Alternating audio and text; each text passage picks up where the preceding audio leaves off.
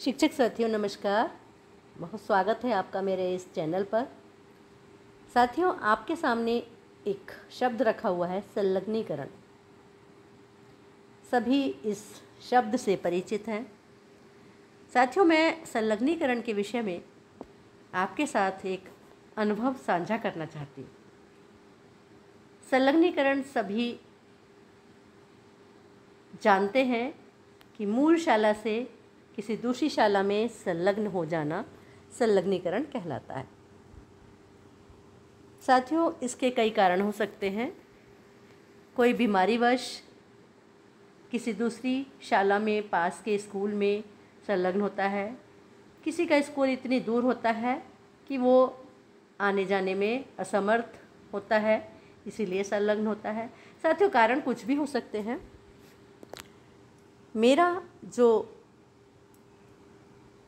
विषय रखने का तात्पर्य है वो ये कि साथियों, संलग्नीकरण से बहुत सारे नुकसान हो सकते हैं।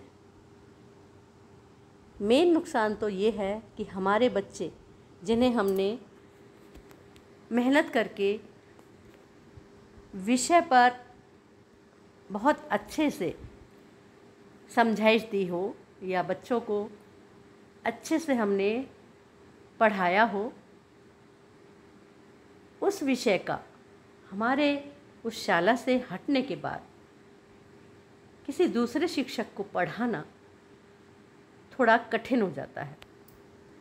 साथियों, उस शिक्षक को अपने विषय भी पढ़ाने होते हैं और साथ में यदि और कोई शिक्षक हमारी जगह नहीं आता है तो उस विषय को भी उन्हें पढ़ाना होता है। साथियों, आवश्यक नहीं कि जिस तरीके से हम बच्चों को पढ़ाते थे, बच्चे सीखते हैं, उस ही तरीके से कोई दूसरा शिक्षक भी पढ़ाता हो।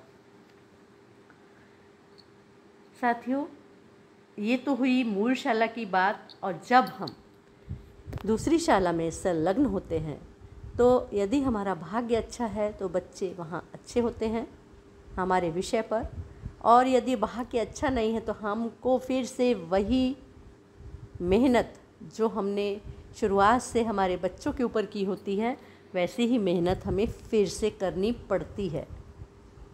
ऐसा मेरा व्यक्तिगत अनुभव है। तो साथियों, इसीलिए मैं ये कहना चाहूँगी कि हम अपनी मूल शाला के बच्चों के साथ अन्याय न करते हुए हमें अपनी ही शाला में अपने आप को पदस्थ रहने देना चाहिए। स्थानांतरण होने की स्थिति में ही हम दूसरी शाला जाएं, क्योंकि साथियों, अब पहले जैसा कुछ भी नहीं रह गया है। पहले जब संलग्नीकरण होता था, कम से कम 2 से 3 साल या फिर और ज़्यादा भी संलग्न रहते हुए निकल जाते थे, लेकिन आज की स्थिति थोड़ी अलग है। आप 1 साल भी संलग्न रह पाते हैं कि नहीं रह पाते, तुरंत ही वापसी का आदेश निकल जाता है। तो साथियों, मैंने अपने अनुभव को आपके सामने रखा, साझा किया। यदि आप मेरे इस अनुभव से सहमत हैं तो अवश्य ही कमेंट कर मुझे बताएं, और यदि मेरी वीडियोस पसंद आती हों तो लाइक करें, शेयर करें और सब्सक्राइब करना ना भूलें। धन्यवाद साथियों।